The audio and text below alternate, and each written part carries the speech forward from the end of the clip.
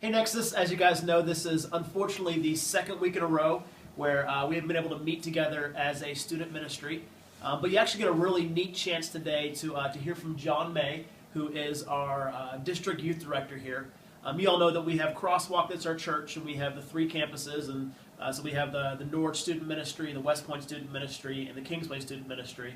But our church also belongs to a larger network called the Potomac Network, and John serves as kind of the guy over me when it comes to youth ministry. And so I was up here in his office today, and I figured it'd be a great chance for you all to be able to hear from him when it comes to a couple things. One of the things we do every single year, and you're going to be hearing more about the registration process, actually I'll be posting all that tomorrow, is that we do something called Fine Arts every single year. And it's a really, really neat opportunity. I know a lot of you have been involved in it, but for those of you that have never been a part of Fine Arts, I want John to kind of tell you guys why Fine Arts is so important for the next generation. Well, hey, Michael. Hey, guys. It's great to be able to share a few minutes with you.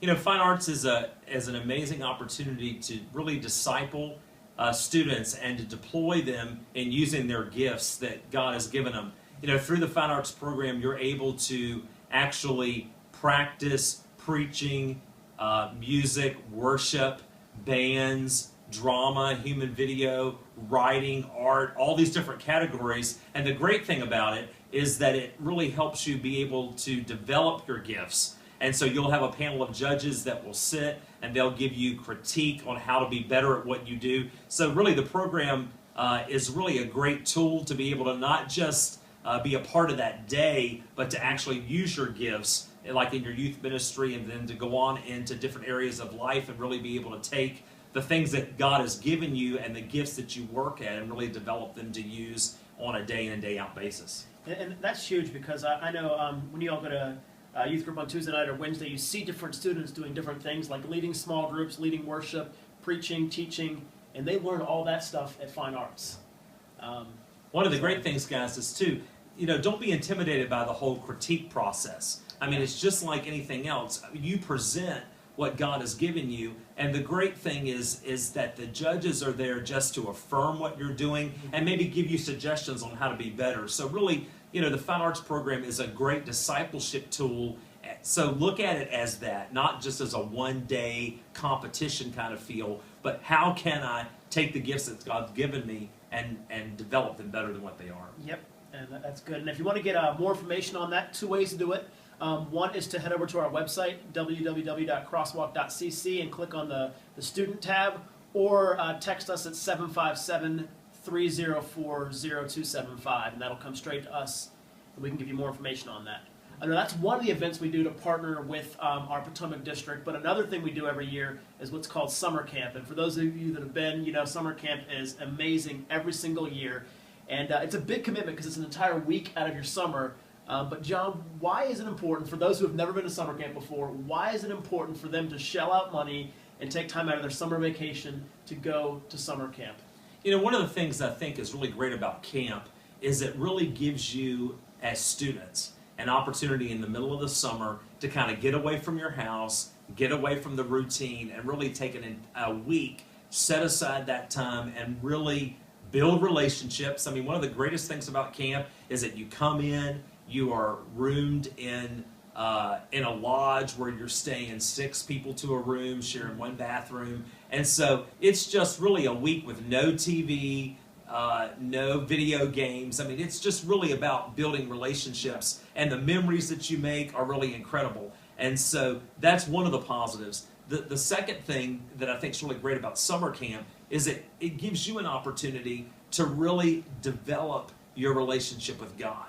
I mean, some of the things that happen spiritually there, I mean, there's nightly services, there's some workshops during the day. Those encounters really are an opportunity for you to again, get out of your environment, get out of the routine, and say, hey, this week is a week about me connecting with God. That is one of the greatest things I think about summer camp.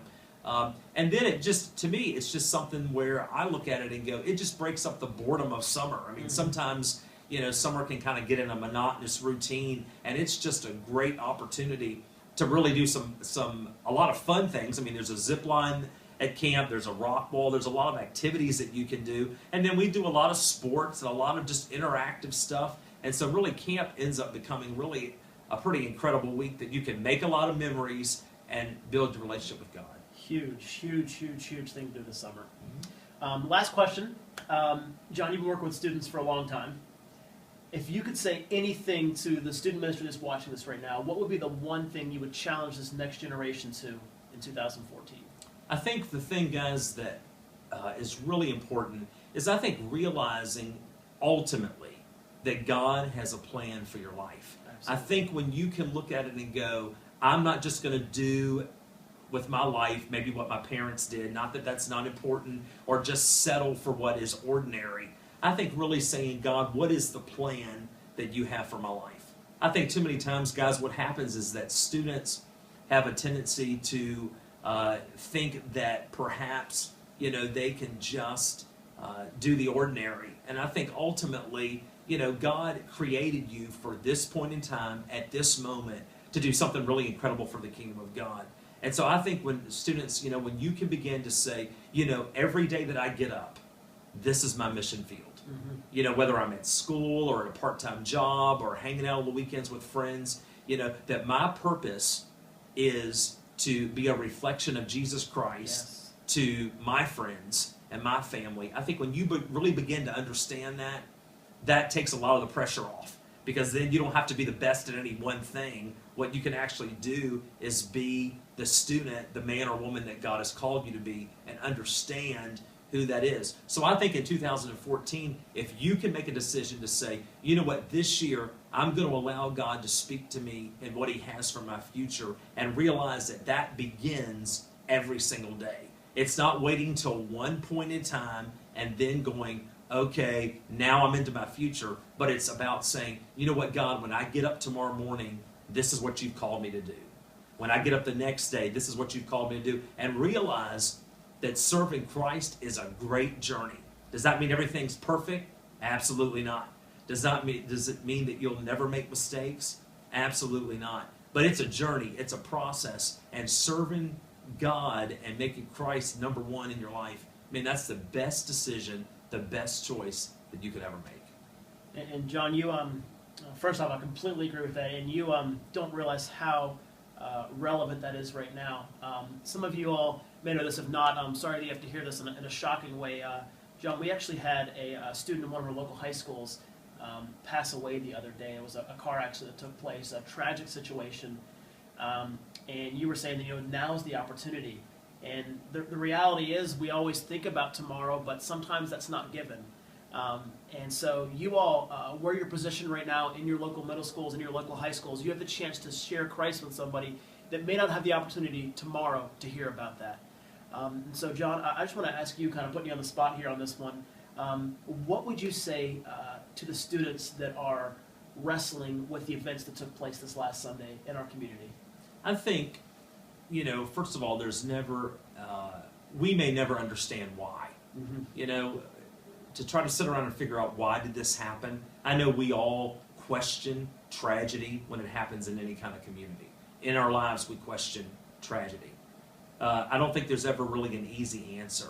I think ultimately we have to look at it as, here is a plan, and somehow out of this tragedy, God can bring something good out of it. And I think part of that comes down to just saying, God, I'll never understand why. I think spending the energy and understanding why something like that happens is probably misplaced energy. But I think saying, how, God, can you take this and use it for the good? I think that's where you should spend your energy. So it may mean understanding this, that your friends, that don't know Christ, they're going to be asking, why did this happen? They're going to be saying, is God real? What a great opportunity out of some kind of tragedy for you to be able to take that opportunity and step up and say, you know what, God is real. And it's not about necessarily understanding why it happens, but it's about knowing that there's a peace that lives inside of you because you're a Christ follower, that there's a peace in your heart. So if tragedy does happen, and at some point in time it very well may happen, you don't have to worry about where you'll spend eternity. You can spend it with Christ. So then you don't live your life in fear. You don't live your life as a victim of society, but you live your life going, you know what, God, no matter what happens today, no matter what happens tomorrow, I know where I'm going to spend eternity. That's good. That's the greatest truth there is right there. Absolutely. Greatest truth. Well, thank you guys for tuning in tonight. Love you guys. Hopefully we won't get any more snow next week and we can enjoy gathering back together. Please be safe over the next 2 days, and we'll catch you all next week. See ya. See you guys. Hey, enjoy the snow days.